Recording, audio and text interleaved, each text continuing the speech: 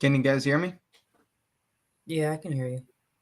I can't hear Gordon though. Is that just me or that? No, I was posting about that in the chat. I Oh, can't okay. Yeah, hear same. Gordon at Can't all. hear him. It's just the three of us right now. Gordon's having technical difficulties. But how about them Wait, this Giants winning a game, is this huh? live? Because I was. Is this live? I'm I not Finally, believe sure. so. yeah. Yeah. Yeah, I got a hello. question. Is this live? Because I was gonna Yeah, say we something can hear you inappropriate now. just to see if Gordon can hear me. No, we're live. Okay, We're now it's live. better. All right, now we can hear you, Gordon. Having some Perfect. technical Okay. difficulties there. I have no idea what it was because it was showing me it was making it like doing the thing, showing it was picking up my mic. So no idea. Thanks, StreamYard. Second stream in, and we're already experiencing It the loveliness. is what it is. That's gonna happen So along the way. welcome back to Pigskin Banter, everybody. We are going to be recapping week 7 of the NFL today. And I thought it was fitting, seeing that everybody's top two teams seems to be about the same. And based on how the league is shaping out, will we see a Super Bowl rematch this year? What do you boys think? Well, if the Niners can't get healthy, that certainly seems likely. The Ravens completely decimated the Hmm. Lions. We're going to have to see how they can respond and bounce back. Interesting stat I heard keep getting repeated over and over again. Lamar is 16-1 against the NFC. His one loss to an NFC team happened to be to my Giants Oh, last year. Lord. I'm just saying. So, I know. I obviously know. I the saw the game. I almost Steelers, the broke my Browns, TV. the Bengals, y'all are much more equipped than the NFC to handle Lamar. Y'all are way familiar with him. But on the NFC side, I like, I think the mean, only team that's handled Lamar is the Steelers only. Yeah, that's because Steelers and The Ravens, only no team that quarterback ever goes off in that rivalry. The offenses always struggle. It's like a thing that's been defenses happening love since that. forever. Right. But on the NFC side of things, like, if that's also a honestly, it good doesn't point. feel like much has changed. I don't know about you guys, but my outlook on the NFC hasn't really changed these past couple of weeks. Brock Purdy is who a lot of people and what I've thought of him. He's an average guy in a phenomenal situation. Hmm. Trent Williams goes down. CMC's playing. I forget what he tore, but he had a minor tear of something. I forget if it was like an abdominal. Oblique. What was it? I think it was an oblique. Yeah, oblique. Thank you. That sounds right. He had a minor tear in his I oblique. think Debo Samuel hurt Debo's his going to be rib. out. Debo's going to be out for a little while longer. And Brock Purdy looks very, very human. He looks very, very average. Hmm. The Right. Niners have still been in position to win these past two games just because of how good their team is. But if they were to play the Eagles tomorrow, I'm taking the Eagles again just because the Niners need to be healthy with how top heavy they are. Team like the Eagles, y'all have some depth, especially on that defensive line. You know, the Niners don't seem to have that depth, so my outlook on the NFC hasn't really changed. Right. I think the AFC is My a only really problem with the interesting. Eagles. Go ahead. Sorry about that, but my only problem with the Eagles is Jalen Hurts' turnovers have been getting a Yep. little bit up there. So that's Yeah. my only concern. I think defensively, yeah, they seem to be aware of trying to improve the ball, trading for Kevin Byard actually, former Titan. Ravens have played him, and he's played some great plays against the Ravens in recent memory. So yeah, my only concern is that the Eagle offense, can they reduce the turnovers, because last year I don't think they had this many turnovers the whole season. Now they have just as high as amount. So Right. As the local Eagles fan, the turnovers are concerning. My biggest concern though currently is Brian Johnson's failed play calling in the red zone still. You saw Hurts at the end of the game wasn't looking 100% with his leg. He did put a knee brace on, I believe, at halftime. Now Hmm. they're saying it's not a like a serious injury, but if they know he's banged up and it hasn't been working every week, why the hell when you get in the red zone after early in the game after the back-to-back passes to Dallas Goddard, do you go run with Jalen Hurts on 1st and 10, get nothing, Then you put in Gainwell, who has not been better than Swift. You run with him, you get nothing, and then you run with Hurts on 3rd and long and get nothing. Like, I don't get the play calling when they get down to the red zone. You have A.J. Brown, you have Devontae Smith, you have Dallas Goedert, you have DeAndre Swift. You have all these weapons, and Brian Johnson in the red zone's like, run it with Hurts for a yard or a loss. Gainwell, he needs some possession. Oh, Stoll? Let's throw it to him. Why the fuck not? It's like, you have these great players. Let them be great in the red zone. I don't get it. I don't get it. I don't know how much of like the generic, sports debate shows that. How much of that stuff do you guys watch? I watch like a lot of the Fox Sports ones, in None of it. particular, a couple of ESPN. I had to stop watching them just because I feel like so much of it is None so of it, fake. because I just feel think like everyone's- people will say Yeah, the most ever since the obnoxious stuff. Gordon, Yep. will I be monetized if I say what? Yep. Hold up, Gordon. Will I be monetized? Will we be in Dude, trouble we're if I not say what I'm fucking going to say? monetized now. Say where the hell you Do you want. hear what Gordon is Okay. literally saying right now? We're not getting every debate monetized show- anytime soon. Every debate show from Fox to ESPN are filled by a bunch of fucking morons who do not know sports, who do not watch anything. I will put it that way. If they want to he's see putting it this, lightly, be my guys. guest. Don't care. I think you all are fucking morons. I will say ESPN this. and Fox. The one that I Sports enjoy the are all most fucking is morons. First Things First. Nick Wright, I know he's not the most popular guy, but they are very entertaining. They've got good chemistry in that show. And Nick Wright, being a very biased Chiefs fan, has been saying that the Chiefs have essentially just been having these full speed practices. And the season really doesn't start until they play Miami in not this week, but the following week. So 2 weeks.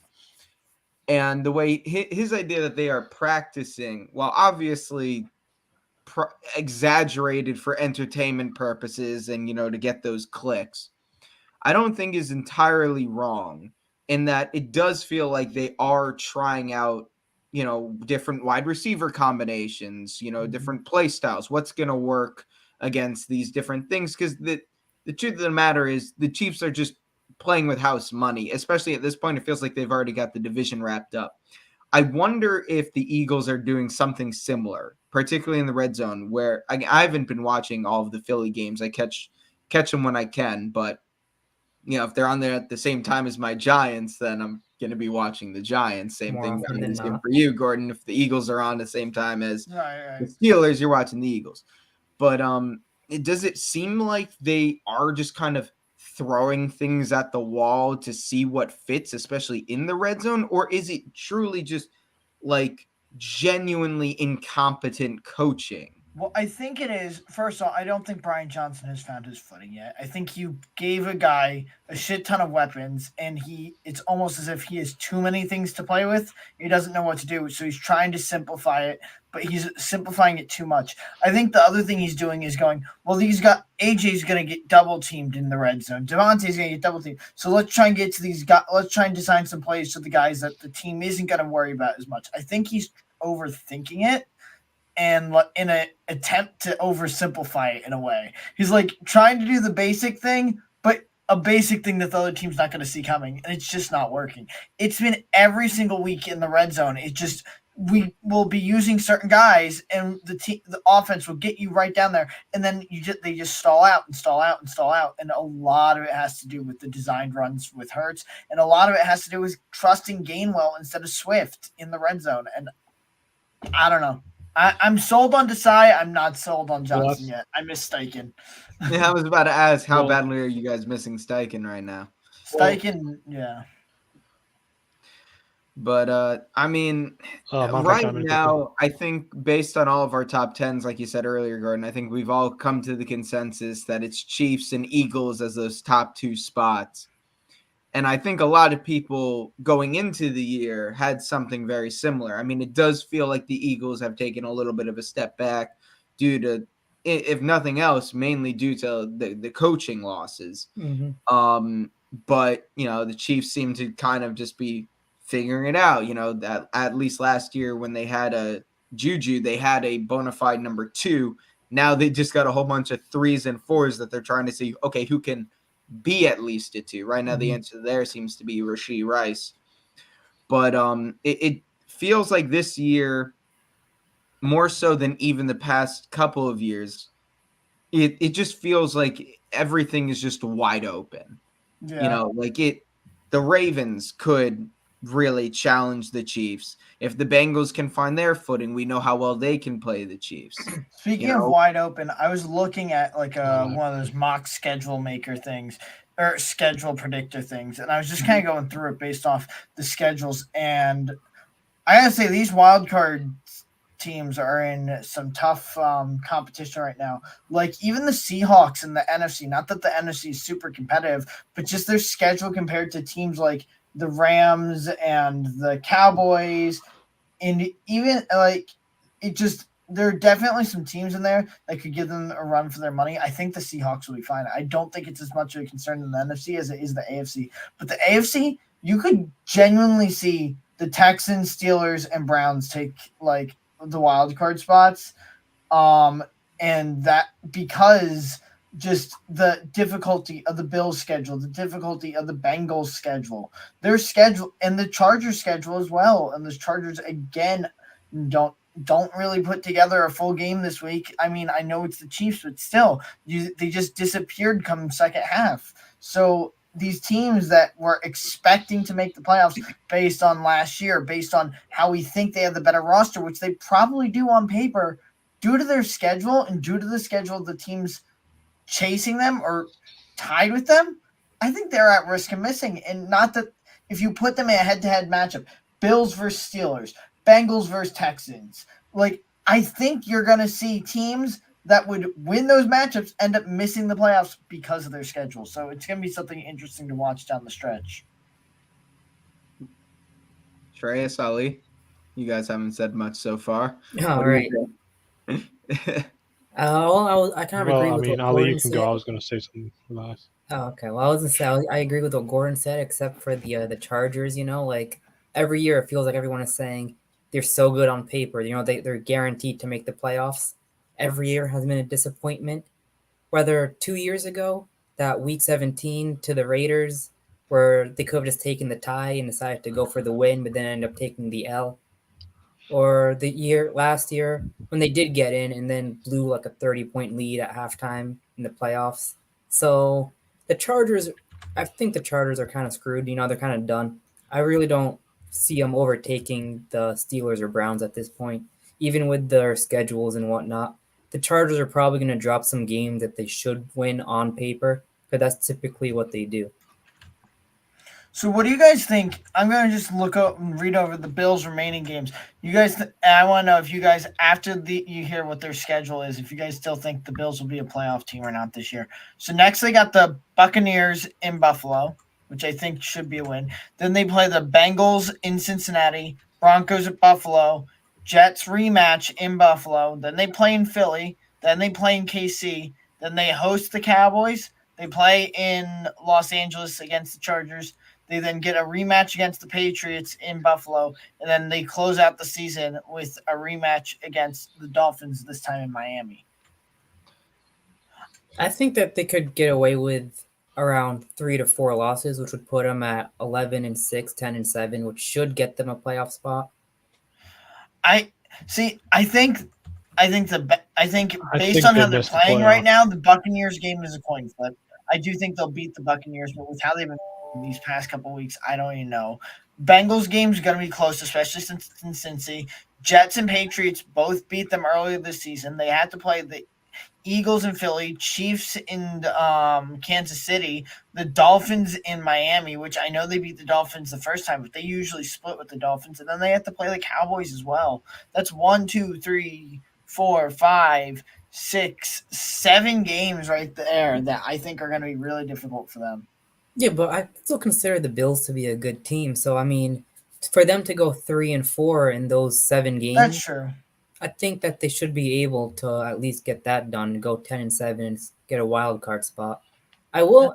I wanted to ask you guys a question. Do Well, you think that the Bills could win a Super Bowl with Josh Allen? I understand that he's an elite quarterback and whatnot, but it feels no. like once every couple games, he'll always like clockwork have a dud where he'll throw like 4 interceptions, and it just feels like, in the playoffs, all it takes is one of those dud games to derail a whole season. We saw it the last 2 years, where they lost to last year was Cincinnati, and I forget who it was the year before. Was it The Chiefs. the The Chiefs, Chiefs right? in the 13 But that was second. more of a Kansas defensive. City, Yeah, I that was a think. defensive Right. lapse. So okay, I I'm will not say going to this. focus for that one, but I saw my team win a Super Bowl with Nick Well, Foles Cora, and can the I say final four something? quarterbacks being Case Keenum, Blake Bortles, Nick Foles, and Tom Brady. So I think if you have a good team, you can win a Super Bowl with almost any quarterback. That being said, I think the Bills' window with their current roster and coaching staff is starting to close. And I think they're going to need to do some type of retool. I'm not saying get rid of Josh Allen. I think Josh Allen could still win a Super Bowl in his career with the Bills. I just don't think with this current roster. I think they're going to have to change a couple things up. Maybe some of the coaching staff. Ever since Dable's left, that they've not looked the same. I think they might need to make a couple changes and just retool it a little bit, and I think they'll be fine. But I do think with the with the current coaching staff and the current roster, I don't think they're a Super Bowl team. I Well, agree. we're looking at Um, the Josh Allen that when honestly it's getting to a point now where you're going to ask, well, what have you done since 2020? Well, what was that year he went head to head with Patrick Mahomes in the 2021 playoffs, yeah, I suppose. I think it was So for maybe 2021. since if you take out that playoff run, yeah, he led the team to the AFC title game that one year, but he also did struggle, if I'm not mistaken, against the Colts and the Ravens in 2020, I think, in the playoffs. I mean, for me, I'm looking at Josh Allen like you take out that playoff run. What have you really done? What have you done? What have you done for me lately in the playoffs? Because you saw last year he looked completely god awful against Cincinnati. I'm not really going to count his first playoff trip where he lost to Houston, but still, we're looking at Josh Allen. It's like, what have you done? Because his play has been the main factor why the Bills have been eliminated in the playoffs when many expect them to go to Super Bowl.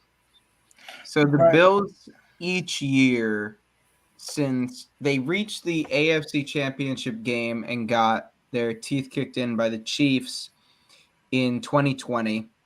Then in 2021, Josh Allen had two phenomenal games in the first round against New England, and then in that loss to Kansas City, that was like an all-time classic. mm-hmm. And then since then, they've kind of just gone downhill each year. I think it was just like the 2022 playoffs. They then last year they lost to the Bengals, and then Bengals. God, what was there? Either way, the point is each year they've gotten progressively. They've made it less and less deep into the playoffs each year. It feels like they keep right now. They're just in this pattern of making it to the divisional round, and then they just lose worse and worse each time in the divisional round. So, yeah, I think this window's closed. I don't know how much of the roster truly needs to be overturned because it's not like Stephon Diggs is all of a sudden playing bad. They need, it feels like one or two more pieces on that offensive line. They could use another wide receiver. Gabe Davis, I don't think is it. They also need health.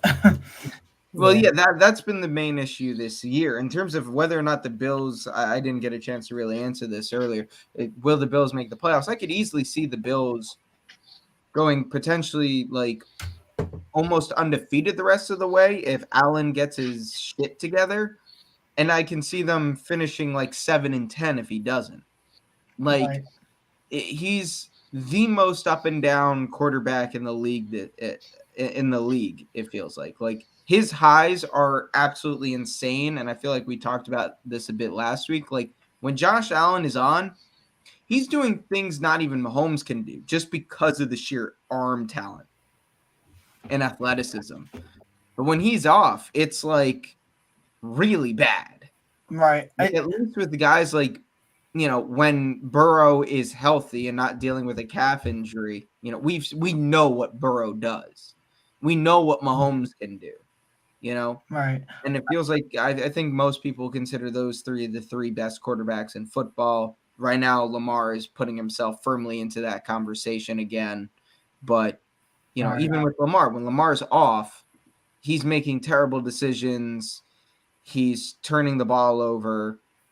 But right now it looks like Lamar is going to win MVP. Right. So I think it's interesting. I think the Bills though are a team that's built. It's Josh Allen. That team lives and dies by Josh Allen, unfortunately. And if he's not playing the best game of his life, they're probably going to lose. If he just looks mediocre that game, they're probably going to lose. If you look at the Chiefs, Mahomes, up until this week, has not looked like Mahomes, and yet their defense kept winning them games. The Bills' defense should have been that, and then they've had injuries after injuries after injuries. So now they're stuck to a point where they do live and die by Josh Allen. The Bengals won games with their defense, and Joe Burrow looked like shit. The Eagles had won games when Hurts wasn't looking perfect early in the season.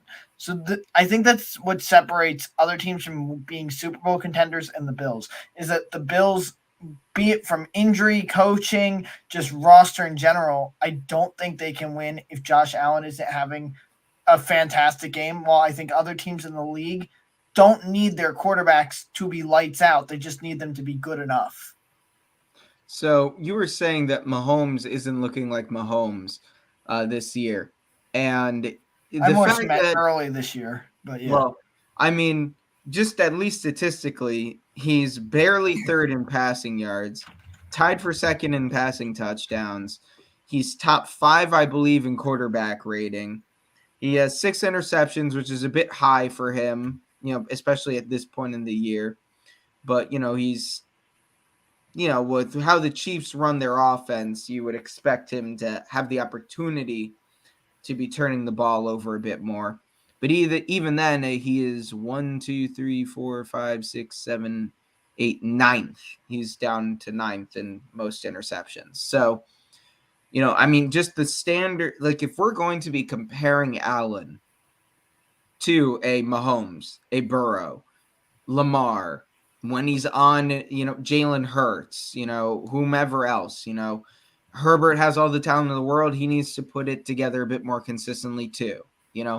If with those guys, when you're being compared, when you are considered a top 5 guy, you can't be having the lows that Josh Allen has. Even Mahomes' like worst lows are still better than over half the league. And if you're going to truly be in that conversation for best quarterback in football, he needs the consistency, and he hasn't really had it at all his entire career. That's Yeah, fair. I get the whole he's a gunslinger thing, but at the end of the day, you live and die by a gunslinger. Most times you're gonna end up dying in the playoffs because all it takes is one of those bad games. Cough, Brett Favre, cough. I mean, look at the Chiefs. That's when they lost to the Bengals, it was because Mahomes decided to go and played hero ball, and that's what caused the interception in OT. It was like you have to have and I'm not. This is not a dig at Mahomes or anything like that. Just my point is, when you play that style, you're putting your team at risk, and I think Mahomes usually doesn't have to play that style. And I think Andy Reid and the coaching staff there has done a good job of convincing him not to play that style because they don't need him to. Obviously, he can play that style, and he's played it well during the regular season at times. But if you don't have to play that style and you can still win, that's the better option. So, and I think that's when the Chiefs have success. It's because Mahomes is still doing the great things that he can do, but he's also not going full gunslinger Josh Allen style. This is a complete change of subject here, but just in the talk, I was scrolling through Twitter and I saw this really kind of funny stat. Ali, I think you of all people here might appreciate it. Since trading Chase Claypool, the Bears are 2-1. They were 0-13 with him. Since the Steelers were 2-6 with him and are 11-4 since trading him. Let's talk about the Dolphins. The Dolphins were 5-1 before activating him and are now 0-1 since. All right. So, boys, what is a stronger curse, Chase Claypool or the Madden curse? Seems like Chase Claypool right now. Madden. I don't know. Josh Allen was on Madden. I would say Madden because look at Josh Allen. Look at Josh Allen in Madden right now. Oh, my God. Antonio Brown in what, 2019 or something? If you ever want to make an argument for the Madden curse, Antonio Brown is the perfect example. What's that running back from Antonio Seattle? Brown, and Sean what's the? Oh, I Alexander, mean, I I don't think? know. Or how about that dude on the Oh, Sean Browns that Alexander, made another it one. like Odell Beckham kind of fell. Odell Beckham kind of regressed after the Madden, after he got the Madden Yeah, cover. Yeah, that's after that, he he got, was on Let me the cover of see. Madden, then all the injuries That- started happening. and then the boat incident. I The think boat incident. I think Yeah, all the Madden was after the inconsistencies boat. happened. Yeah. Or I think Madden was before the boat. All I Yeah, know is that boat. Peyton Dude, those Hillis. players should have never got on Yeah. that boat. Peyton Hillis, who I do else? want to transition us a little bit to relook over our tier Your- maker from last time because I think we should continue to do this as the season goes and make adjustments where we feel adjustments need to be Yeah, made. so let's just start by moving the Steelers into Super Bowl. I'm feeling the soupy this year. It's happening. The offense is finally back, baby. All right. Jokes aside, I was thinking we could just kind of go through game by game here and move teams that way. So I'll pull up last week's schedule just so we can kind of go through it. I know we started Thursday night, Saints versus Jaguars. It kind of was the result a lot of us expected. I do think the Saints made it close at the end there, which I don't know if everybody thought it was going to get within a touchdown. And obviously the drop pass in the end zone, which is unfortunate for the Saints. But so they did put up a fight against the Jags, and I think the Jags do look like a really good team. They've won 4 in a row. They've beaten good teams while doing so. But I still think the Saints sit in the bad tier of teams. Yeah, I don't think nothing about that game moved me for either of those two teams. Agreed. So Falcons and Buccaneers. Do we Vikings. just Can we talk about the Vikings? See, that's why I feel like we need to have a separate NFC South category because I feel like they all could just be, just miss just because All of, right. how So bad here, that this is what division we'll do. We'll do this color, and we'll make Because everyone in that division is gonna be in it until the end. You know what I'm saying? Oh, that's not what I wanted to do. Certainly Not the feels that way. Panthers. Okay, I'll make an exception for the Admirable. Panthers. Well, we have the Panthers in their own Yeah. category. All right, NFC South. No cats allowed. There we go.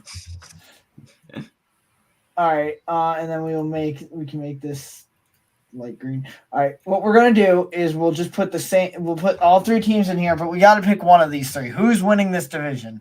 Right now, I'm saying Atlanta. I mean, guess. if they can win a If game, If we have to, yeah. if we have to. I mean, if they can win a game, without, with only giving Bijan Robinson the ball one time and completely screwing Jess, me over. he was sick. No. Arthur Smith is the worst, man.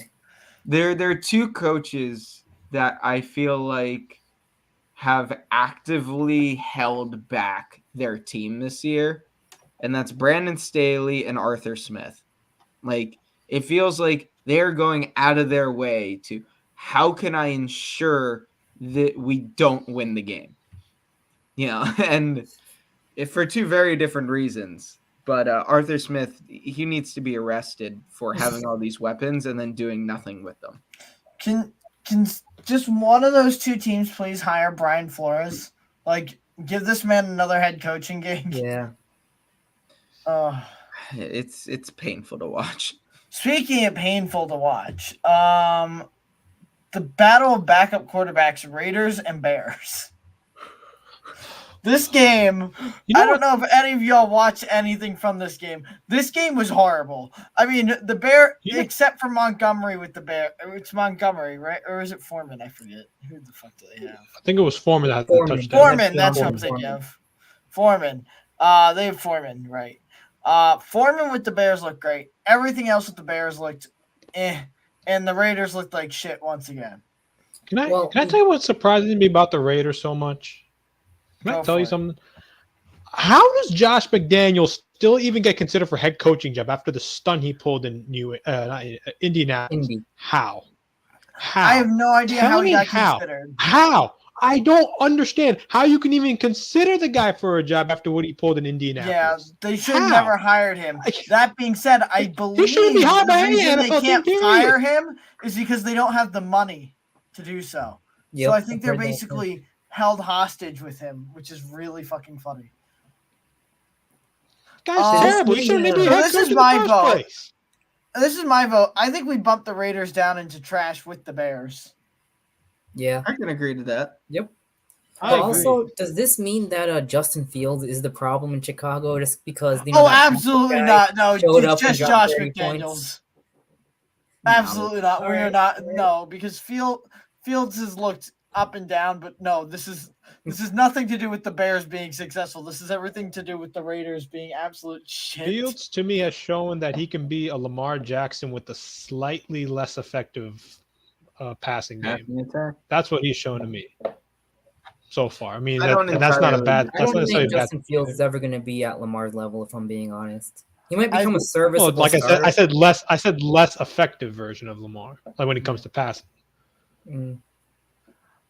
Speaking of starters and less successful and whatnot, Deshaun Watson once again goes down with an injury. Thank you, football gods. I never wish for injuries, but this is the one time it's fucking deserved. And we get to watch XFL legend PJ Walker get helped by the refs to beat the Colts. Is PJ Well, he got Walker. helped by the football gods last week when San Francisco missed that game-winning field goal. Dude, Mhm. If the Browns somehow, after losing Chubb, lucked their way to a Super Bowl with PJ Walker, I will laugh my ass off. Especially if Deshaun doesn't get to play in any of it, because that would be the best thing for Browns fans. They'd finally get their Super Bowl, and it wouldn't be at the hands of Deshaun Watson. And who wouldn't root It for would be a PJ win-win Walker? for football I fans. feel like part of me just thinks that Deshaun could have gone if need be, but the coaches said, nah, PJ Walker gives us a better chance to win than you, Deshaun. We're Dude, rolling Deshaun- with PJ. Ever there's even the slightest bit of pressure, he goes, "Fuck it, I want to get the ball to the other team," and throws a pick. I Yeah, don't. it's like he doesn't want to be there, you know? He's It's like, like he's yeah, so you know. pissed at his O line for allowing pressure. He's like, "Fine, you're not going to protect me. You're not going to get to play." No, he just tries to send the defense on the field as much as possible because he doesn't want to be there. He doesn't want to play, you know? Well, the defense is talk winning about them having games faith so in- far. Oh my God! What if Not Deshaun last came game. out and said he just has so much faith in their defense that he just figured it would be better to put them back on the field? Probably. That's how some teams are, like the Steelers, you know? Well, when I least, look at Deshaun Watson, I think they're financially strapped to the guy for what? Like, I think this is the they best gave year they have him to win. an entirely guaranteed Yeah, contract. I'm calling it right There's now. no getting out of that thing, and it's a 5-year deal. Dude, Like, I just Well, I want think PJ this to year, look this good. year they Deshaun can still build Watson- a team, but not next year. Deshaun Watson might be the reason why no one in the future will ever get a fully guaranteed contract again. Because GM, they're just going to look to this guy and say, To be completely honest, I don't think, unless your name is Patrick Mahomes, there's no quarterback, there's no player worth an entirely fully guaranteed, record-setting level contract. mhm. I don't think anyone's worth a fully guaranteed team contract. If I'm honest with you, I don't think anybody is. That's a totally valid opinion to have, because like one bad injury, it's there's nothing you can do about it, like if you're just completely strapped to him. I mean, Deshaun Watson this year, if they were to cut him, it's $220 million in dead cap. He has a $19 million cap hit this year. Next year, his cap hit is about $64 million, with a still $200 million dead cap hit if they cut him. The year after that, it's the same. Yeah, after that, it's like 3 straight years of about $64 million against the cap if they keep him. And it goes next year, $200 million if they cut him, then $137 million if they cut him, and then 73 Yeah, so it's million. just subtracting that 64 Hear me out. over again. They cut Deshaun Watson, and he goes back to Houston, but not with the Texans. No, Houston in the XFL. PJ Walker's former team, the Houston Roughnecks. Oh I'm my! They game. switch spots. He is signed. Watson is signed through 2026. Dude, Dude, I just am waiting for the day we see Carson Wentz versus Nick Foles in the XFL. I want that so bad. Oh God, is Nick Foles all even right. on a team still? Versus Nick No, Foles. he's retired. No, he hasn't Oh, officially God. retired, but he's just enjoying time with his family. All right. The Colts, the Colts got completely fucked by the refs. I do think Minshew gives them a decent enough chance to win with the systems they have in place. But I still think they I still deserve think they're bad. they're still bad, I think and they're just bad. they're gonna be if they're gonna get fucked that bad by the refs. I don't think they can move out of the glue factory. The Browns keep winning. I think at least over the Chargers for a playoff spot at this point, if not the Chargers and Bengals. Well, the Steelers have the head-to-head tiebreaker over the Browns, so if you're gonna move one team. Well, from no, the I'm fine moving. I'm not fine moving the Steelers up in a bit, but I think I think the Browns should be considered to move up. Ollie, Yeah. have you guys played the Bengals this year? No, we have not. All right. Okay. Know what? Let me move the Browns up. I'm gonna move the Chargers down, and we'll skip over to the Chargers Chiefs game, just so we can kind of cover that. Nothing needs to be said about the Chiefs. Chiefs looked like the Chiefs. Travis looked good. Mahomes finally had like a really, really, really solid game this season. Not that he hasn't had solid games, but this is the most Mahomes-like game he's had so far this season. And the Chargers put up a fight in the first half, and then come second half, it was over. It was just two very different teams. They clearly were outmatched throughout that game, and yeah, I don't think there's any saving this record at this point. I don't even know if they're just missed. I think the Chargers might have to go back down to Payne. I mean, obviously. Well, we looked at think the schedule last time, right? I don't know if we looked at the Chargers schedule. I did. They have a very manageable schedule. Is it? Moving forward, yeah. Oh, okay. Yeah, they have the Bears and Jets as their next two games, and the Lions, Packers though, Ravens, Patriots, Broncos, Raiders, Broncos, Bills, and Chiefs. Okay, yeah, so it's manageable. So That's where I was arguing for them to be in the just miss, if not wild card. Okay. I mean, Mhm. I'm then, the yeah. Herbert guy here, much more so than anyone else here. So obviously I'm a little biased in the keeping them in just miss, but I think a loss to the Chiefs, especially when they were hanging around, I think it was tied. If not, they were down by 3 at the half, something like that. I think they should stay where they are. I don't think any of us fault any team for losing to the Chiefs. It's not like they were just thoroughly outclassed from start to finish like it was the Chiefs when they played the Bears, the other big Mahomes, statistical game. So I think just keeping them in just miss is fine. Definitely we'll need to revisit that if they end up losing to the Bears, or something like that. But yeah, if they lose to the Bears, then they move down to Payne. Then they move down. Yeah. All right. Our next game here was Bills Patriots no, my bad. I'm getting ahead of myself. We had Commanders and Giants. And now y'all picked the Commanders, and I told you that I had faith in the Giants winning this one. It was going to be in New York. The Commanders can't seem to put together back-to-back good games. And what happens? Probably the worst game of football of the season, arguably. Holy shit! Neither team could score. Every time they get in the red zone, they'd be like, "Nah, we're good. We don't need more points." I didn't watch much of the game, but it did come on red zone quite a bit, and every single time it popped up, nothing happened. It was a very interesting game to watch because, to be completely honest, the Giants should have blown them out. Like there were in the second half, I don't know what happened, but all of a sudden the play calling just got a bit more conservative. We weren't able to get first downs like we were in the first half. That Redskins, here I am about to get canceled. The Commanders defense really stepped up, and both defense, like, the one thing everybody knows about both teams is that they have good defensive lines. And neither team's offensive line is even remotely decent. these past 2 weeks, I've explained it like this for the NFL least. Don't you mean NFC least? NFC, yeah, that's what I Yeah, meant. there you go. There we go. The Giants' offensive line in the first, essentially until the Bills game, was playing historically terrible. Just historically terrible. And then all of a sudden, these past 2 weeks, it's gone from historically terrible to just regular, really bad.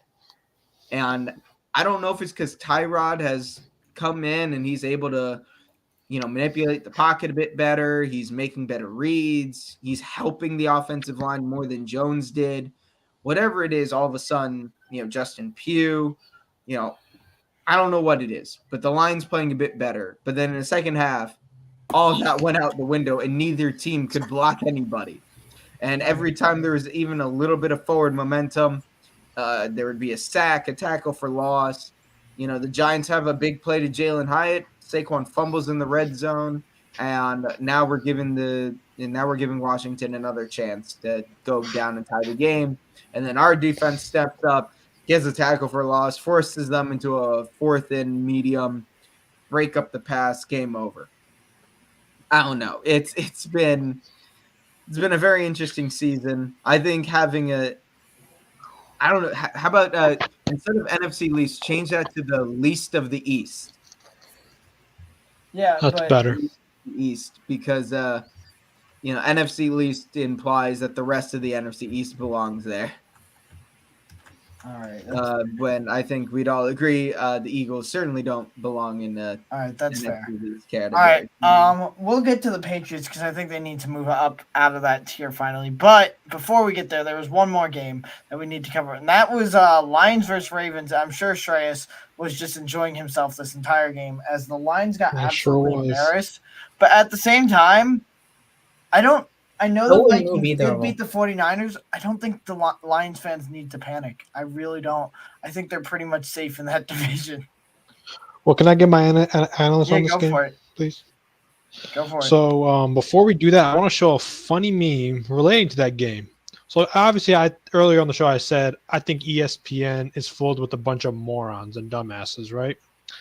Here Yes, is I don't remember that. Here is a quote from what Stephen A. Smith said after Lamar and the Ravens lost to Pittsburgh in a game where I know this. I'm not trying to make an excuse, but I know where the Raven receivers dropped a total of 8 passes, over 180 yards, and 3 touchdowns.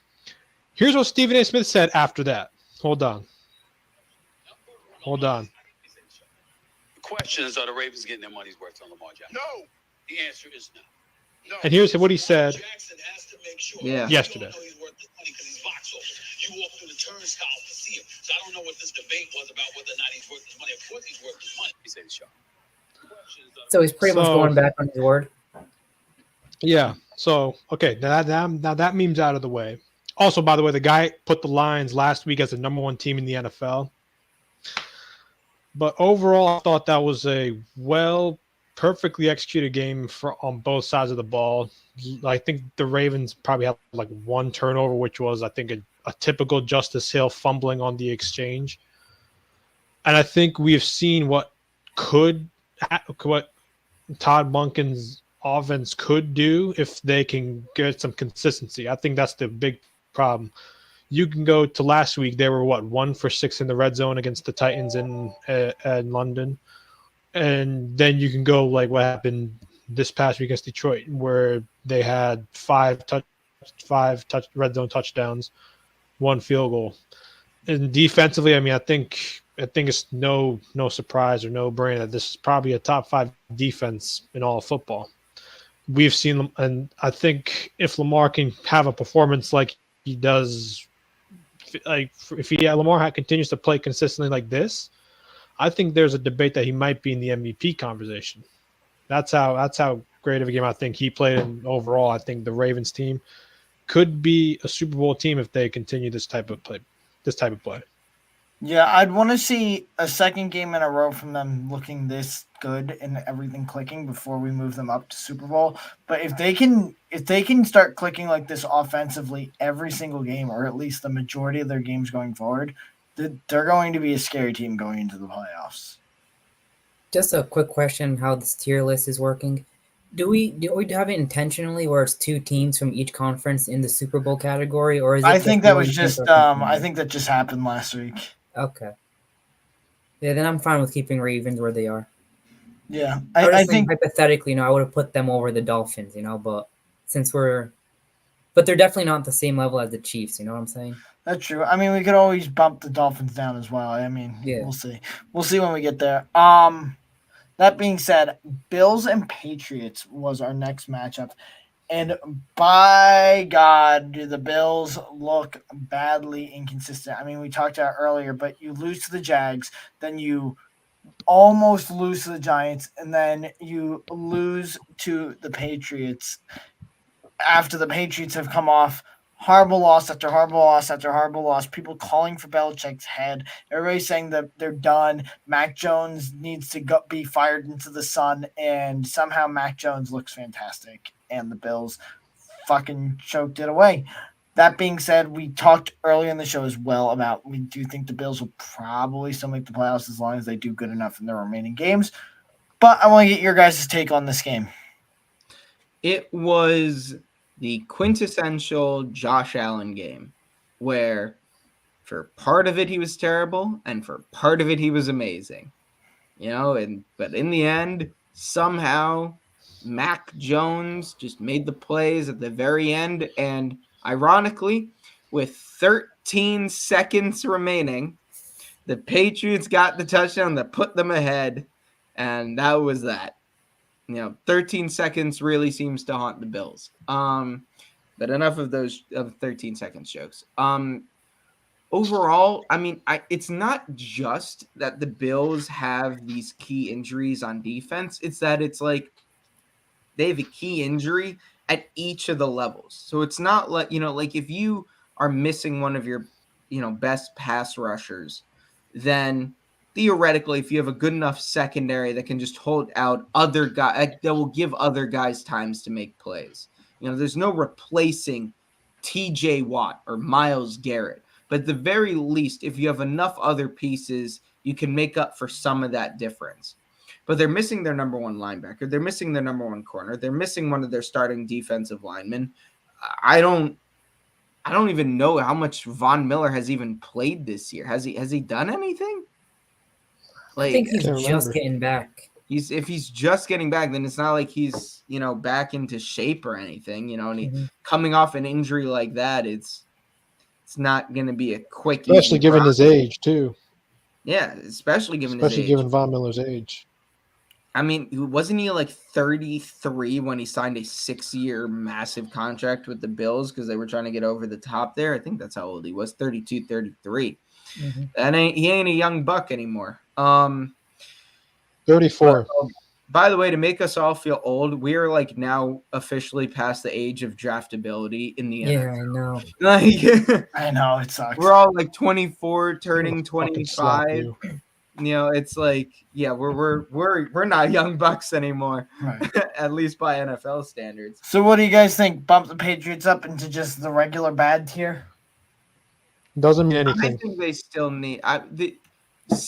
While he had Tom Brady's record, which is thus Bill Belichick's record. So from the time Tom Brady became a starter until the time he left the Patriots, him and Bill Belichick were 33-3 against the Bills. 33-3. No other team has dominated another franchise like that in that time frame. The closest Ben Roethlisberger versus the dominance, Browns, probably. Sorry, Ben Shreyas, Roethlisberger versus the Browns was, I think that was a thing. Roethlisberger had like what 3 losses against the Browns his whole career. Something like I think it was like 4 or 5. It was a little bit more, but especially towards the end. But Big Ben was 26-2-1 against 2-1. the Browns. Because they had a draw one time, I remember. Yeah. Yeah, but I mean 33-3. I don't know. I guess that's a similar record, whatever. But like, and it's very fitting that then Bill Belichick's 300th win came against the Bills. Right. So I don't know. I just found that fitting. I think, yeah, maybe. Well, I guess the Patriots could still technically fit in least of the East. They are an AFC East team. Fuck it. Let's do it. They can lose. Yeah, let's do I that.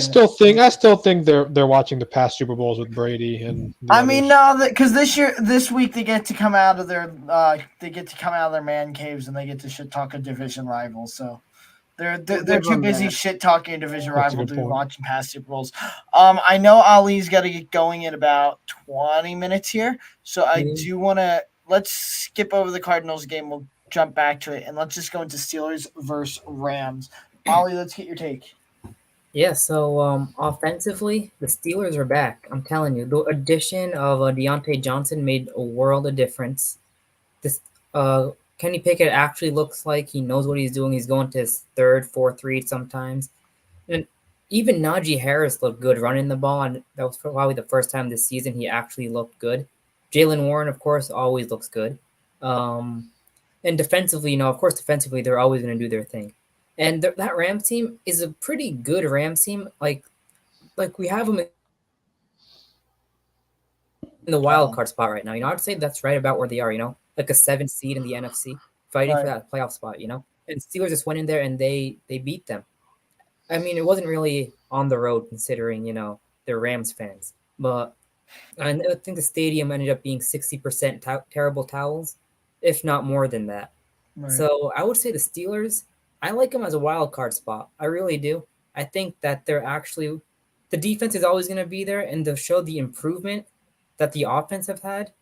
For instance, last year, going into the bye week, we were like towards the bottom of the league in every statistical category offensively. After the bye week, we became competent, and that's when we started to go from 2-6 to finish the year 9-8. So 6-2 down the stretch. So, or 7-2 down the stretch. So that's what I'm saying. Like right now, this year, we could see something similar.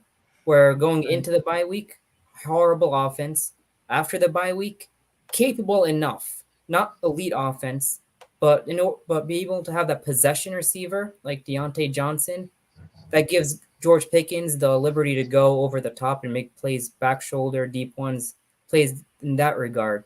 And it's only going to get better when Freiermuth comes back healthy to be that little check down option, right? Security blanket.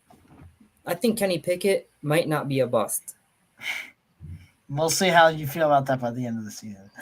I'm thinking now. Nothing. The Bengals didn't do anything bad this week, but they do have a tough schedule as we've looked at before. I do think, at least for this week, we could put the Steelers in over the Bengals and bump the Bengals down. Is anybody against that for this week?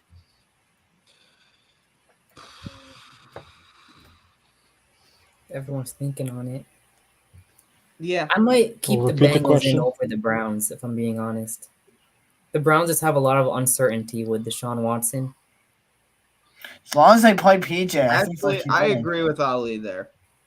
For as great as that defense is, we saw, like, truth of the matter is the Colts, it shouldn't have been close.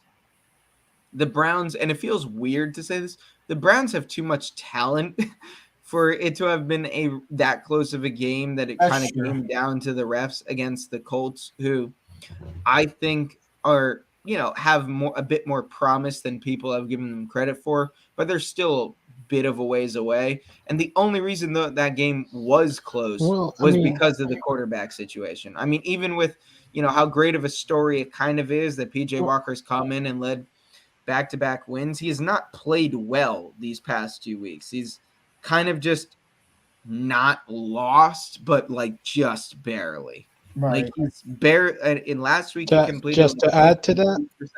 Oh, sorry. Yeah, go on, Shreyas. Yeah, sorry to cut you off.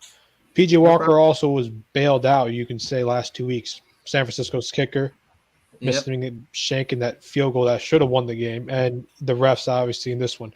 When I talk about the Browns, I mean, yeah, they got a great defense and talented a talented defense, but there was two occasions where they faced a reliable offense at full strength, and we've seen what the offense can do. The Colts with the backup quarterback shredded them apart, and we saw Lamar Jackson, if I'm not mistaken, in what week 3, I think, absolutely carved them up with his legs and his arm for 4 total touchdowns. So like, yeah, we can. I mean, me personally, I know it might be biased, but I'm not really putting that much praise on the Browns defensively. I think they're a good unit, but I don't think it's good enough. I don't think it's good to carry them to victory all the time, like people say it is.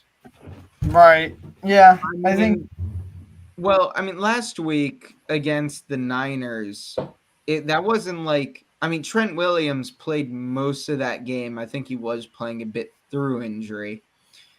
Debo, was he injured in that game or the game before, but then tried to play through it, and that's what worsened it. right. So I can't remember. McCaffrey was injured that game, but still played at least part of it. If I'm remember, he definitely played part of that game at least. If he didn't finish it, they've played the Titans. They held them to virtually nothing. They played the Bengals in week 1, held them to virtually nothing. Steelers won that game. They got trounced by the Ravens. They beat the Niners, and then they just barely beat the Colts. I think their defense is really going to have – we're going to see what they're really made of, I think, this week against a Seahawks team that is just getting healthier each week. that's fair. All right, I'm fine with that. Speaking of Seahawks, we have Seahawks Cardinals, and obviously this was a division matchup. I think we all kind of expected it to probably not be the best game from the Seahawks because that NFC West has always had tight division games. It's very similar to the AFC North in that sense, where the division games are just always tight no matter the skill levels of the teams. And the Seahawks, they won the game. I don't think the Cardinals were the only 1-5 team not to win this week, which is weird. I still don't think the Cardinals are like trash. I think they're just not a good football team. But again, Josh Dobbs has been decent enough, and the Seahawks themselves, I mean, they came out, they won the division game, and that's all there really was to it. It wasn't anything special this week. Yeah, I mean, it seems like the Seahawks, it wasn't their A game, but we've said this, pretty much the Cardinals have been in most of their games. They give their opponents a tough fight. They're not going to just roll over and die. They're not that kind of team. And at the end of the day, Seahawks were the better team, did what they needed to do, wasn't maybe as comfortable as a win as they would have liked, but they got the job done, and they're, looking forward to this week. So, I mean, I don't feel like there's much to say about that. It kind of went the way I feel like most of us thought it would. Right. Oh, I forgot to ask on the last game, Steelers-Rams.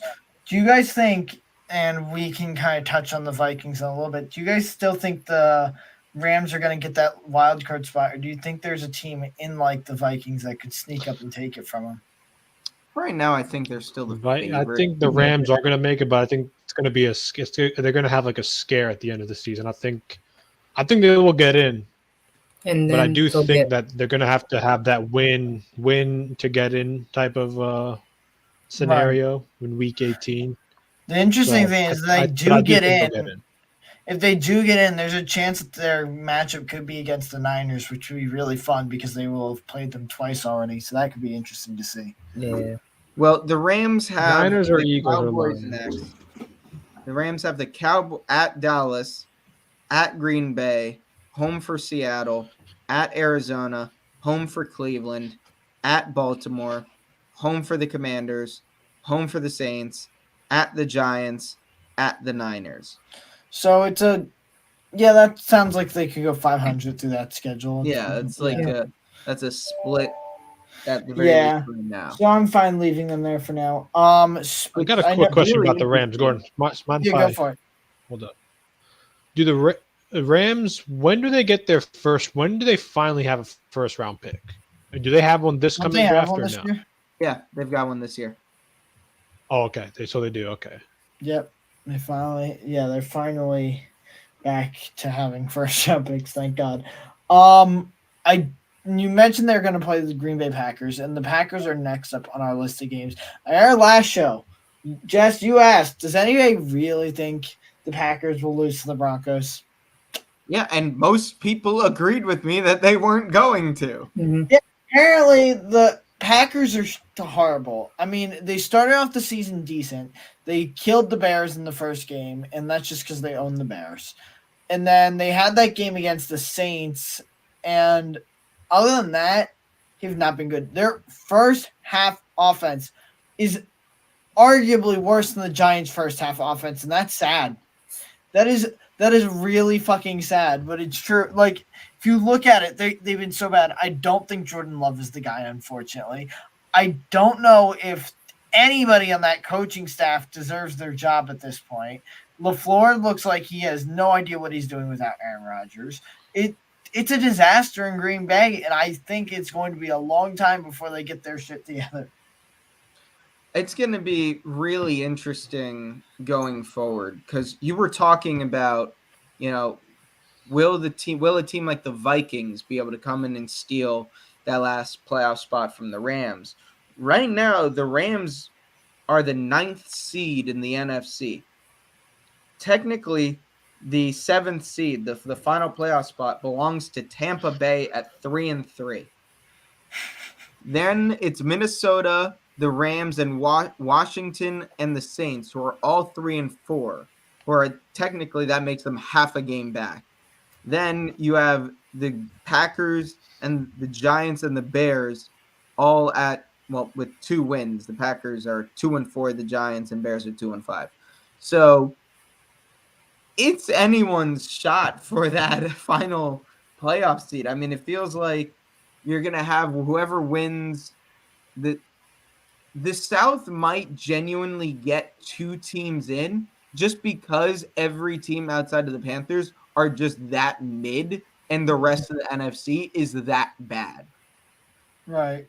Because right now Atlanta and Tampa Bay are kind of giving that division, that 4 seed to each other back and forth.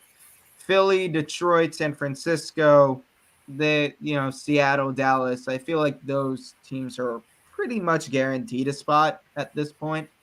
Then it's a matter of who wins the South and what team is going to be scrambling for that final seed.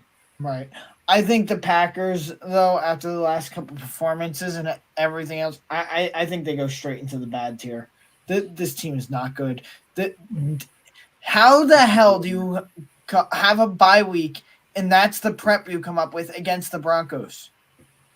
I mean, I don't think Jair Alexander played, but then they just kept force feeding A.J. Dillon. They wouldn't give Aaron Jones the ball all that much. They're not letting him play himself into shape, coming off of that hamstring. It's just I don't know what they're doing. Right. They're bad. They're just a bad team. Yeah, this is what happens when you expand the playoffs and then it gives chance for mediocre teams like those NFC South teams you're talking about, and it gives the Packers a chance where it's like these teams, they're going to go into the first round and unless it's the Rams versus the 49ers, those teams are going to get killed. I mean, most likely, unless it's a division matchup, in which case, who knows? Right, but then at the end of the day, 7 seeds have never won a game in the playoffs thus far, 3 years counting, I believe, and on average lose by double digits. So these games aren't close, and really, this is a whole separate debate and a whole separate topic we can get into another time. Just not a fan of the expanded playoffs. That's fair, but then look at the AFC this season, and we're debating on there's going to be at least 1 or 2 good teams that are going to miss the playoffs this year.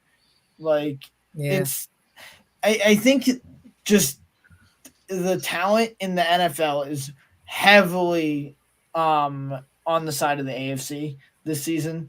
I think that was kind of the consensus going into the season was besides the Eagles, 49ers, and Cowboys, who the hell in the NFC is any good? I think that was kind of the general consensus going in. The only team that was added to the good tier was Detroit this year for the NFC. Right, and the Seahawks continue to be average, right? Or a little Here's something with when we want to talk about playoffs, teams that missed the playoffs. Yeah, you want to talk about the Bills possibly missing it. You can also point to the Ravens as well. I mean, last 2 seasons you've seen Lamar get hurt at the beginning of December, and the Ravens kind of just go in this free fall mode. We go to 2021, where they were I think the first or the second seed in the AFC, and just when Lamar went down, did not win a single game for the rest of the year, and missed the playoffs. Ultimately, missed the playoffs. Or you want to go last year when Lamar got hurt right first game of December. Ravens go, I think, 2-2 or 2-3 to be exact with Lamar, and barely squeak in the playoffs. And obviously, we're a one and done in the playoffs. That could happen too. You don't know. And sports injuries happen, and it could happen to your best player. Look at Miami. Miami was considered the best team in the AFC last year, and Tua gets all the concussion problems, and Miami barely squeaks in by a wild card as a wild But card. then they almost beat the Injuries they can almost play a beat the big. Bills, And the Bengals almost, and true. the Ravens almost beat the Bengals without Lamar. So and then they had that weird. Don't get me fumble started thing on, like, on goal line. on the Yeah. QB sneak. Yeah. Idiot was like going like this, leaping. and they got the ball punched love it. out. But God. I mean, just to give you an Fucking idea agonizing. here of like just how crazy and how bad the NFC playoffs are. The Giants have an actual genuine shot if they can figure their stuff out, because they also then play the Rams, Packers, and Saints. The three main teams ahead of them right now, at the very least in that. So the NFC, they're going to be eating themselves alive in this bottom tier here. And then you've just got, the Eagles are probably going to be able to coast relatively easily. The Niners, in terms of, it's going to be a matter of can we just hold out, and stay ahead of Seattle? And Seattle's going to be fighting for that, but those two teams should just get in kind of just because they're better than everyone else. Same thing with the Cowboys. They're going to be contesting with the Eagles, but I know the Eagles are like 1.5 to 2 games ahead of them. So the Eagles got some wiggle room. And then it's just kind of a bloodbath of garbage outside of everyone else. I think you're going to see this season and maybe the next couple of seasons. I think the AFC teams are going to win Super Bowls over the next couple of years more so than the NFC teams, just because when you go into the playoffs and it's that competitive in games because all the teams are so good, it makes you have to play at your top level game in and game out. While you have teams like the Eagles and Niners last year, they had easy roads to the NFC Championship game. And then the Eagles, now they came close in the Super Bowl to the Chiefs, but again, they just, and you can make the arguments about the field, you can make arguments about the refs, whatever you want to do. At the end of the day, when you're not playing as tough as competition going into the Super Bowl, it's going to be harder to raise up your game when you haven't had to raise your game to that level. So we'll see. I mean, You could make an argument that last year the Cowboys could have been in the NFC title game too last year if Dak didn't go just have like one of the worst games of his career last year against San Francisco. But we had to line Zeke up as center. Made no sense. His last Mike play as a McCarthy Cowboy, and that masterclass. is the best thing. Zeke Elliott's career as a Cowboy in a nutshell. Jess, with you bringing up the That's Eagles, we can kind of go into Eagles-Dolphins here. What did you want to say about them? I've got a lot of thoughts, but props to the Eagles for truly playing a clean game where there were no penalties that should have been called against them, and the most obvious ball don't lie scenario in the history of the NFL. That was truly just bad luck by Philly. That wasn't the sports gods saying, go fuck yourselves. That being said, the Eagles were the better team overall. You got this. This was my concerns that I brought up about the Dolphins last week, that they've beaten up on bad teams, my Giants included. Everyone knows what happened. What was it? The Broncos. They've been able to beat the bad teams, but they've now played Buffalo when Buffalo was healthy or healthier. I forget at what point the injury bug really, really started for them. And then now the Eagles. And these are tough teams that play in the cold. And both those games, it was in Buffalo, it was in Philly. Miami needs the AFC to run through Miami come playoff time if they want to have a real shot at making the Super Bowl. Because as it stands right now, they've played good teams in cold weather and they've gotten their butts whooped. Yeah, I Yes. think this confirms two things. One, the Dolphins have a lot of question marks for a team that many are hailing as a Super Bowl contender, like we are in this podcast. And two, the Eagles are good, but they're not dominant like they were last year. I think those are the two things Yeah. that has confirmed so far when you talk about that game. As I said at the beginning of the show, I think the turnovers are becoming a really big concern, and that's not going to fly when you have to play division rivals like the Giants and the Cowboys, and I think the Commanders again. The Eagles have to play, Well, I and think they can get away with it say against you the play the Giants. say you yeah, probably, and then say you go to the playoffs. You're likely gonna have to face three teams in the NFC Championship game if Philly's in it. You're gonna have to face the Niners, Lions, or the Cowboys, or I like to call the Cry Girls. You're gonna have to face one of those three teams in the playoffs. And if God forbid they have a game where Jalen Hurts decides to fumble the ball and throw interceptions and make some dumb reads, like I don't really know if that was a bad play by Jalen Hurts last week against Philly in that ball don't lie situation.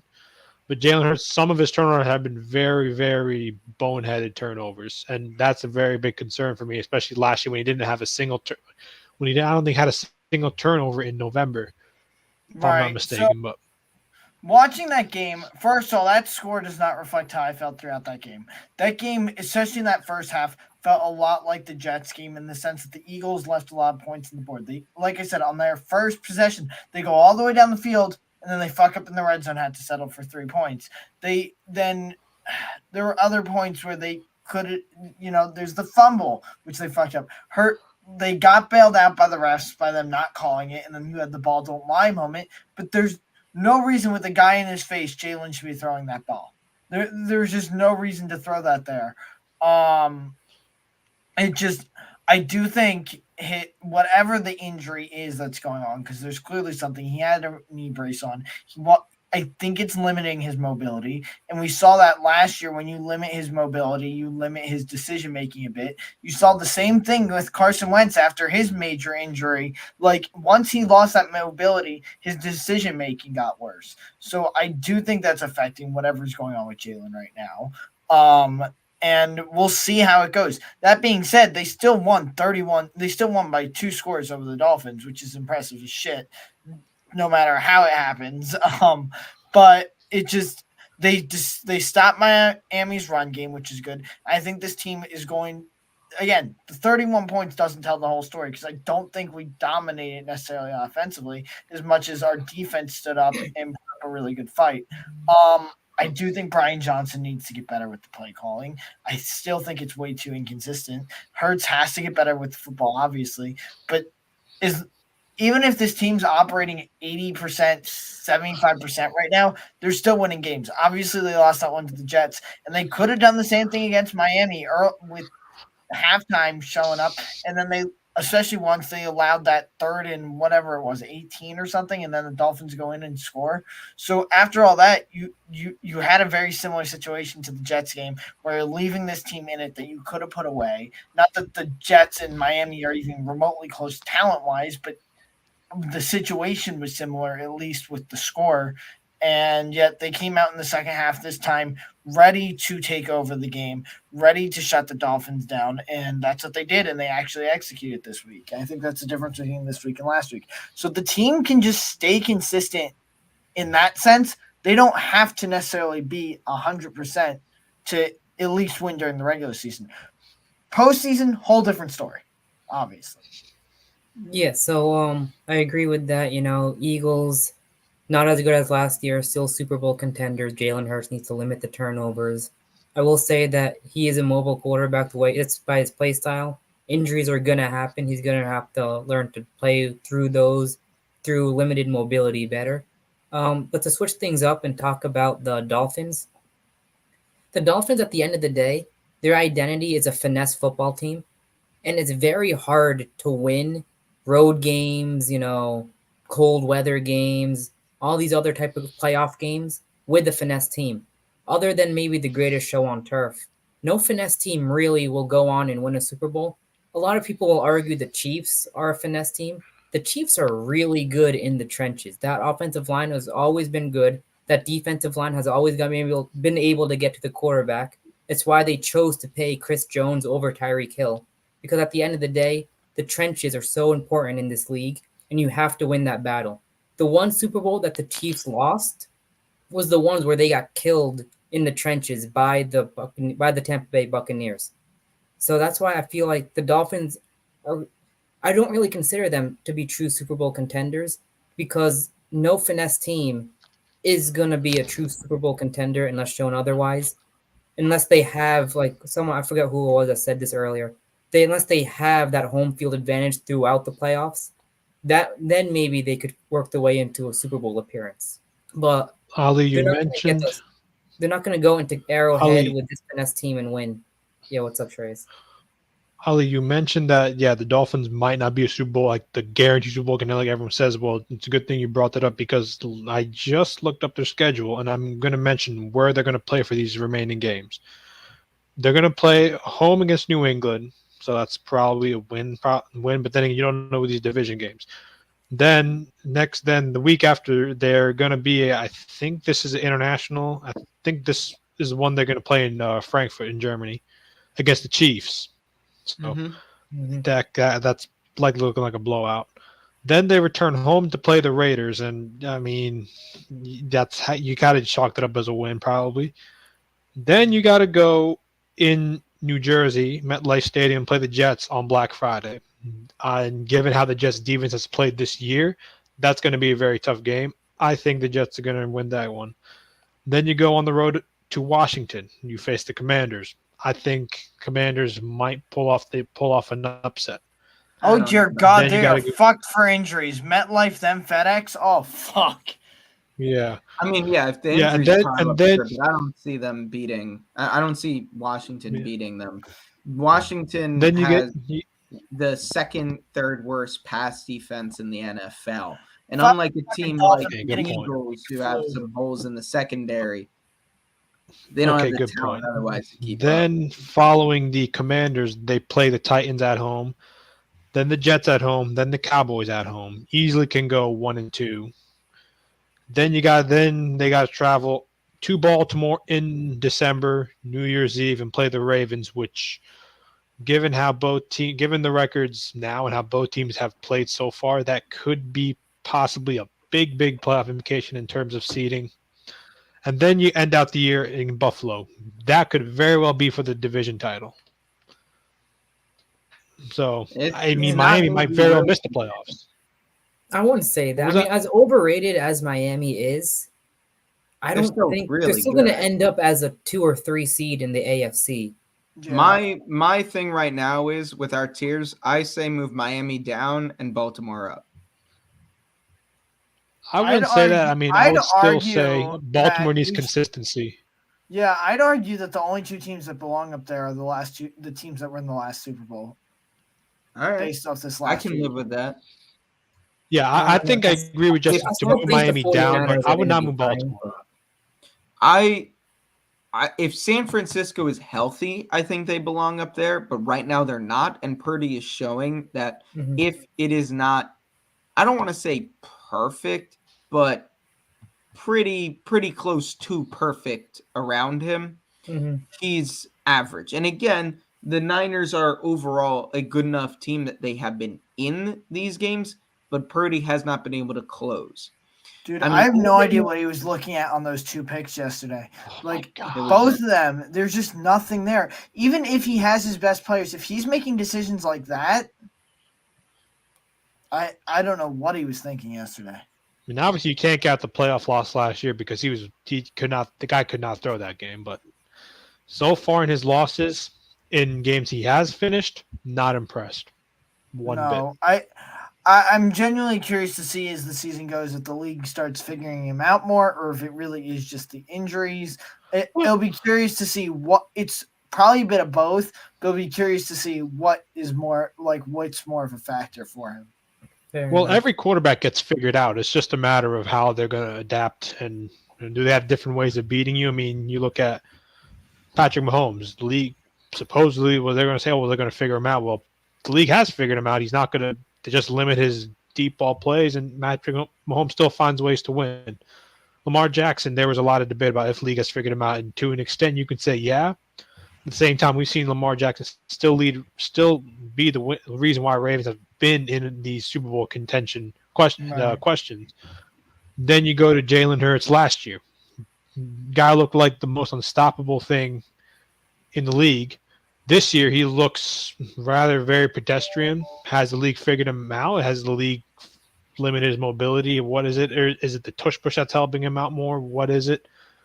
Will he find ways to win games different way using different ways to win?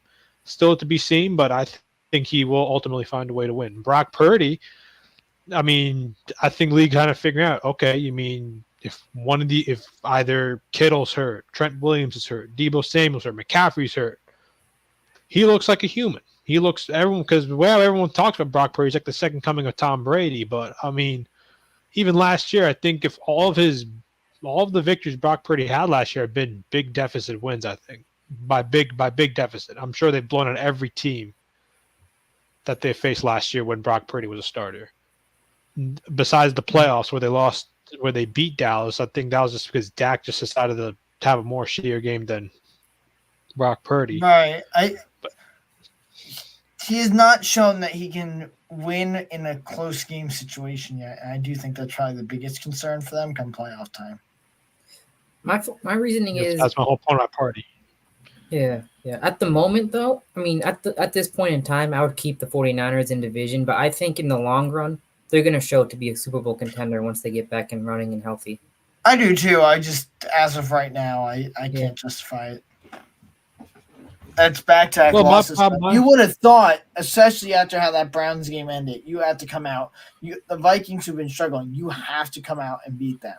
Like, that is the thought, and they didn't. And for everybody that wants to talk about the injuries, Kirk Cousins, first of all, was in primetime, so you're playing primetime Kirk, which should be an advantage. But also, he didn't have Justin Jefferson. And the fucking 49ers fans want to talk about all this shit with how the Eagles allowed more points against the Vikings than the 49ers did. And, like, I've been seeing this take, and I'm thinking, you guys still lost to them, and you weren't playing Justin Jefferson. So what are you talking about? Well, I think that was the whole. I think that wasn't that the whole. Trying to remember what I forgot what I was going to say. I'll remember later. My bad.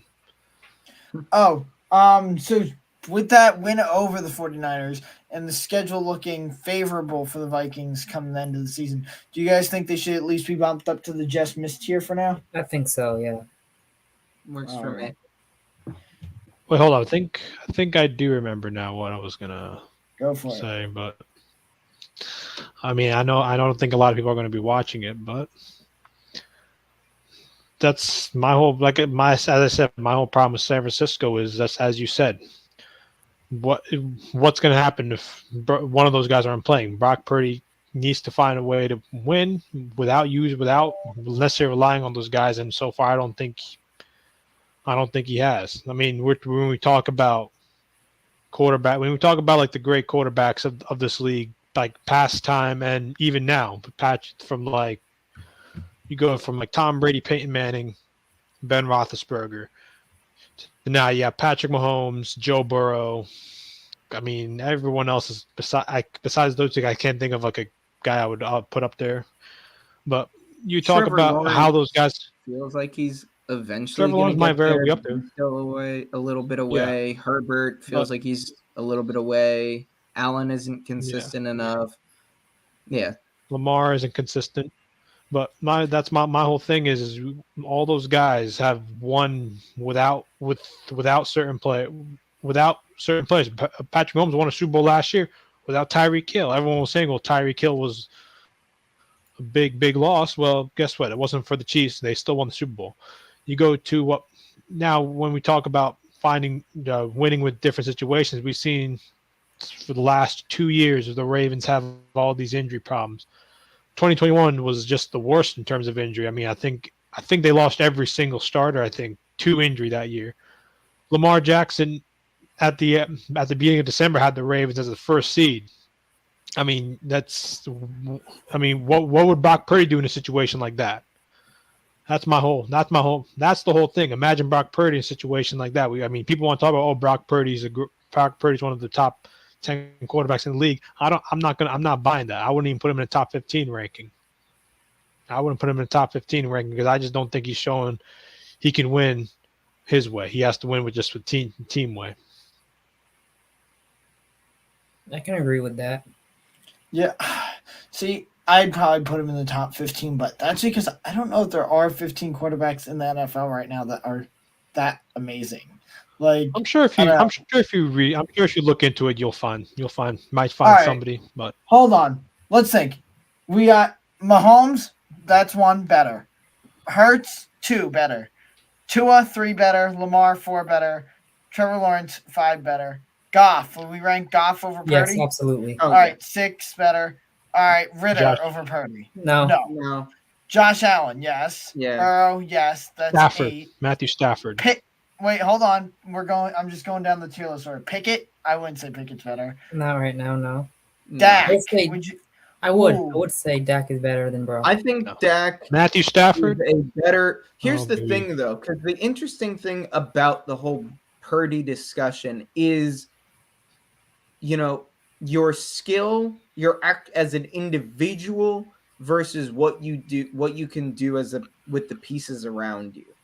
Like if we were to, I think we should be approaching this like, how much better would the Niners be if you were to replace Purdy with these guys? Because like there are guys that I think, like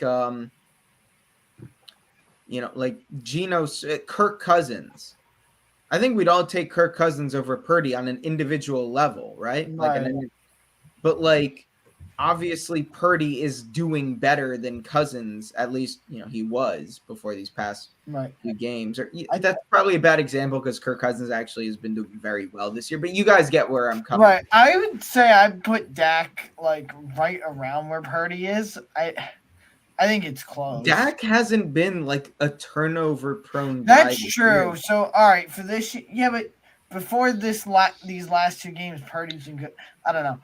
All right, we'll put Dak over. Let's for I'd say we'll put Dak over him. Geno Smith this year, I wouldn't. Geno Smith. I think I'd still take Geno not over this year. Purdy. Not this year. Even with this year, yeah, I think I would because of the whole. Do you think if Geno Smith were to be put on the Niners right now, the Niners would be better or worse? I don't think they would be better. You think I really don't. I don't think Geno's good, but I don't think he's that good. I'm not going to get into semantics with you about Geno Smith. He had one truly phenomenal year in his career, and I'm on social media listening to Giants fans arguing that Ben McAdoo and Dave Gettleman were right about, playing him instead of, was it Davis Webb or Kyle when Eli was hurt? I think it was Webb. All right, so let's give it Dak. Let's say no to Geno then. But right. Stafford is yes, that's 10. I'd say yeah. CJ Stroud. Yeah. Yeah, that's 11. PJ Walker / Deshaun Watson. I don't think it matters. No. Justin Herbert. Yeah. Yeah. Definitely. Probably. Not even probably. Absolutely 100%. Come on. You can be down. Okay, I guess you're right. Did we mention Joe Burrow? Christ. All right. Let's see. Kirk Cousins, yes. That's all right, that's okay. Baker Mayfield. Did you mention Joe Burrow? Yes, yeah. Baker Mayfield, no. Derek Carr. Yeah, no one else on this list. Baker. Tannehill, no. Yeah, I don't know if there's anyone else on this list. I'm just looking through. Tannehill, I think Tannehill relied on Derrick Henry too much. No. Relied on Derrick Henry too much in those playoff runs. All right. Russell Wilson. This year, Russell Wilson. What do you guys think? Maybe. There's no denying. That's an interesting one because that would put us at the 14. Situation in San Francisco, I'd say, is better than any other situation in all of football. Like, you're getting an elite offensive-minded head coach. You're going to be surrounded by, I'd say, not far and away, the best collection of talent on offense and defense collectively in the NFL. Right. So if you were to take Russell Wilson and put him into that system with those pieces, I think it'd be interesting to see, because again, there's no denying that he'd have more to work with. Like, Right. Denver is okay in talent wise. Like, Cortland Sutton, But Jerry it's not Jeudy are even fine. close. Sean Payton is a great offensive minded head coach, but he screwed them over when he wanted to bring his buddy in as that defensive coordinator there, and now they're not going to be able to get rid of him Right. because that would mean Sean Payton has to admit to a mistake, and I don't think that's happening.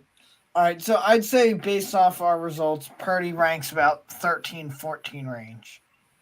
And that's would- totally fine. The issue I had with Purdy was people were genuinely putting him in the And MVP. like top 5. Yeah, that was a bit Like fun. he's some top Oh 5 god, that guy. pissed me off so much. That Like, pissed me I'd off. argue Not even MVP of his CMC own right now team. is the MVP of that team. I'd argue fucking AJ Brown deserves MVP of the team over Hurts does of that team. As of this year, yeah, right Yeah. now, yeah, I'd agree. Or with that.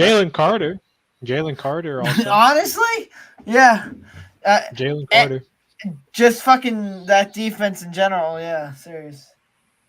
I mean, it's Josh Sweat these past few weeks has been fucking incredible, and it's helped getting Reddick back. So the right now as it stands, yeah. If you were to say Purdy is somewhere in that 12 to 15 range, I don't think that's I'd right. put up much of an argument. Right.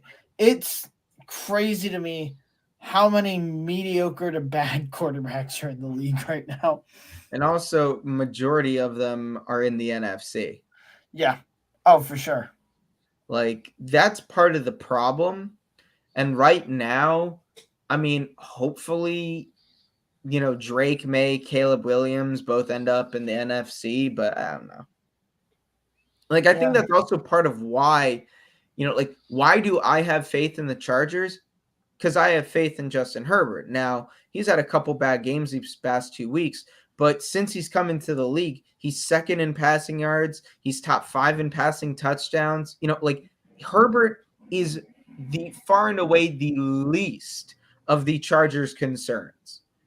Even if you're down on Herbert, if you argue against that, I don't know what's wrong with you. Right. I don't think he's a liability. I mean, I know I've been very critical. I don't think he's a liability. By any I means, just don't think he's had a rough season. He is. I do, like, if you ask yourself, what do the Chargers do well? Everything they do well is tied to Herbert. They're not an elite running the team. Austin Eckler does a lot of his damage on these screen passes and, like, just as a receiver. Like, he's been good on the ground, but they are not anywhere close to an elite rushing team. They're very good at throwing the ball, but they're not good at really anything else. Like, everything is being, everything has to go through Herbert. And while, yes, he can do better, he needs to learn to put a bit more touch on his ball, on his throws rather than the darts, which we know he is one of the 3 best in the world at. But, it's very, when you're looking at a team like Atlanta, they need a better quarterback, and that would put them as, I would say, the clear best team in their division. Right. But right now, there's a genuine case that Baker Mayfield is the best quarterback in the NFC South. Derek Carr, I mean, the Saints are absolutely screwed when it comes to their future because they keep buying all in, and Derek Carr, not very good this year. Yeah. Daniel Jones, not living up to that contract. Sam Howell, not going to get another contract. Kirk Cousins is Kirk Cousins. He's like the benchmark of slightly above average. Right. With how he's played this year, I'd put him at decently above average. Right. Dak is in that same tier of, when he's at his best, he's not quite elite, but he's very much he's a very much above average quarterback. Stafford, old. Geno might have been a 1-year wonder and is now just, he's in a good situation, so he's a average quarterback rather than the career backup he was before. Jared Goff, good, not great. I mean, he's played like a top 10 quarterback since the Lions turned it around last year into this year. But we all know he's limited. I mean, even Jalen Hurts, I would say, is probably at his absolute peak the fourth best quarterback in football, but certainly not playing to that level this year. Right. I think at his peak, you could argue 3 just because of the Well, inconsistency fellas, with remember Josh Allen. But Yeah. Yeah. Well, on last week's show, I've always said the thing with the Chargers is you expect more, but you get less. That's my same thing with Justin Herbert. Is we had analysts out here saying he and Mahomes will be like Brady and Manning competing for the AFC. Justin Herbert has not even won a playoff game. Hasn't he? First off, he hasn't appeared in the AFC title game, let alone even won a playoff game. Now, I'm not saying Okay. that's all on him. I'm not saying that's all on him. I say you gotta look at same time, Staley for that. The standard That's that Staley. people put That's Herbert, Staley. the standard that people put Herbert to, I'm not getting that result yet. I haven't gotten that big superstar performance yet from Justin Herbert. I mean, now I'm not saying it's all on him, but it's also it's also like I think people need to like pump the brakes on all the hype that people are giving Herbert and the Chargers the last 2 years. I think because I think their big hype just started last year. I think in 2021, or some people had them making it to the Super Bowl, let alone being in the AFC title game. Last year for Herbert, you could argue statistically was his worst year as a pro, and they still made the playoffs. And he put the truth of the matter is the Chargers should have won that game last year. And it's not on him that they didn't. People forget that even in the second half, he put them in a position to score and just put the game away permanently, but the kicker missed a field goal. Obviously he could have played better in the second half. But all of a sudden they went away from what was working in the first half. They got way too conservative. It was essentially like watching Atlanta blow it against New England 28-3. All of a sudden, instead of just putting your foot on their throat and stomping repeatedly, to ensure victory, all of a sudden, you're taking you're letting off the gas pedal. You're taking your foot off the throat. You're getting conservative. You're playing scared. You're playing not to lose rather than to win. Right. And it just all spiraled, But at the same time, yes, Justin Herbert, since coming into the league, he came into the league an A- quarterback and has stayed at relatively that same spot, the past few years. Poor Tyrod Taylor, man. If not for his fucking punctured lung, we might not even know about Justin Herbert. Like, that's crazy. So I don't know what Tyrod it is. Taylor, baby. I think if the Chargers fire Staley, fire Moore, fire what the Chargers need to do is have a total reset of the coaching staff. Oh, for sure. That was my whole problem. In Everyone Brian was talking about Flores, Kellen Moore. Chargers. It's just like didn't everyone? Sorry to cut you off again, Gordon. But my whole problem is everyone was like, "Oh, Kellen Moore's upgraded." I mean, like I'm seeing the same type of Charger offense. Some games they look great, and then some moments they just look like they can't do anything. I think so. Staley What's the upgrade? I think Staley has his hands way too involved with the offense. I think he's a defensive. I think he was a defensive coordinator, wasn't he? Staley? Yeah, but still, he was supposed to be this defensive guru. Since he's come to the Chargers, the biggest issue has been the defense. Right. I think Brian Flores. If they keep everyone else the same but replace Staley with Flores, I think they're a way better team. I don't think the Chargers if Herbert doesn't need everything perfect. We all know he's good enough to overcome certain issues with the team, but we were talking about it earlier this year or early in the pod. For as great as Mahomes has been this year, he has not been Mahomes. You know what I mean? Right. But what has allowed the Chiefs to, as Nick Wright said, essentially just have these practices while they figure out the wide receiver rotation, how they want to, distribute things in the running game, how, all that sort of stuff. Let Kelsey, come back from his injury and, while not slowly reintegrate, but, kind of get him back up to speed, what's allowed them to do that is having an elite offense. Not elite offense, an elite defense, while the offense figures these things out. Right. The Chargers have one of the worst pass defenses in the history of football through the first half of the season. And Like, there's signing only J.C. so Jackson much- last year didn't help. Yeah, so like, and now J.C. Jackson has gone back to New England. He was supposed to be their big signing, like a year ago. On the defensive side, they added Khalil Mack, J.C. Jackson. It was supposed to be this whole thing, and it seemed to kind of work and get them into the playoffs last year, only for the defense to then fall apart in the second half. At the end of the day, Mahomes has yet to be in a situation where he's truly had to carry the Chiefs. Like last year, the defense was improved. He still had, like decent enough pieces around him, and he's good enough to elevate meh guys to being good guys and Right. take good guys and make them great guys and take great guys and make them greatest of all time at their position, i.e. Kelsey. Well, Travis Kelce thing was elite with Alex Smith, wasn't he? Not to this degree. He went from great to arguably greatest of all time. I still think that's Gronk and Shannon Sharp. That's right up there. Oh yeah, it's Fine. going to be debated, but I still think you still got Tony Gonzalez that's up there. I don't think people realize how great Tony Gonzalez was. You still got Shannon Sharp. It is and crazy to me that still got Kelsey Gronkowski. will be in the argument for greatest tight end of all time, and while you're making that argument, you have to make the argument on if he's the greatest Chiefs tight end of all time. Because you got Tony Gonzalez right there. Yeah, exactly. That's what I was getting at. I think the greatest tight end of all time, in terms of like what they, in terms of doing everything you'd ask of a tight end, is still Gronk.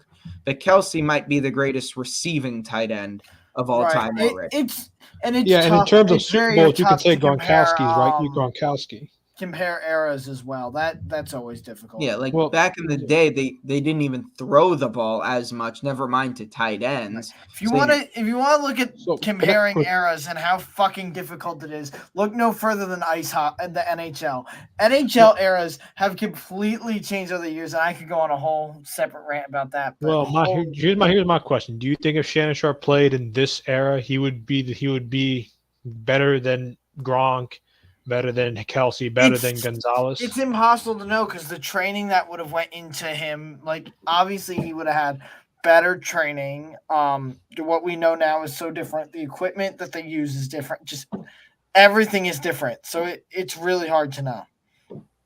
But yeah, in terms of greatest Chiefs tight end, Travis Kelce, because he's won 2 Super Bowls already. Tony Gonzalez did not win with the Chiefs. I mean, he was a great tight end, but that's not a tight end stat. So just kind of going back to the whole Alex Smith thing, where Kelsey prior to Mahomes had 67 catches, 862 yards, 5 touchdowns, 72 catches, 875 yards, 5 touchdowns. Then he started putting up 1,000-yard seasons, but it wasn't until Mahomes came in that he started putting up the 100-catch seasons, 1,300-plus yards, 10-plus touchdowns. So, like, he just – Mahomes comes in and Kelsey was elevated. Kelsey went from great tight end to great receiver, basically. Yeah, like he became – again, like he went from great tight end to greatest receiving tight end of all time. If you want to get into some semantics about greatest tight end ever, that's a whole nother discussion. Right. Boys, we're running a little long here. It has been great discussing these games, but I think it is time to wrap up. Is there any final thoughts that you guys have before we call it an episode? Go Ravens. It will be very interesting I think we're truly going to get the playoff separation in terms of the NFC in the next 2 to 3 weeks. I think that more or less can decide things. And I also think we're gonna finally see who teams truly are in the next couple weeks. We're gonna see if some of these teams that people have been praising are for real, and then we're going to see if the teams that people have been doubting are for real. I think we're just going to see which team is truly. Are they going to? Teams going to show who they truly are? That's what we're Yeah, going to see. if I we think. get into this mid-season push, that's when it's like the certain teams are just going to truly separate themselves from the pack. Like we're going to see, Dolphins, where do they truly stand? Can Lamar stay healthy? Niners, can they get healthy again? How do the lines back? But a lot of questions I think are going to be answered in the next 2 to 3 weeks. That or it's going to be chaos and we'll have no idea what's happening. And we'll come back next week asking the question we asked last episode, is anybody good? That all being said, we will be back on Thursday where we will be previewing week 8 of the NFL as we look forward to seeing who's going to do well, what games will be fun to watch, and everything else. That being said, thank you guys all for watching. We have been Pigskin Banter, and we will see you on Thursday. Enjoy your days, gentlemen.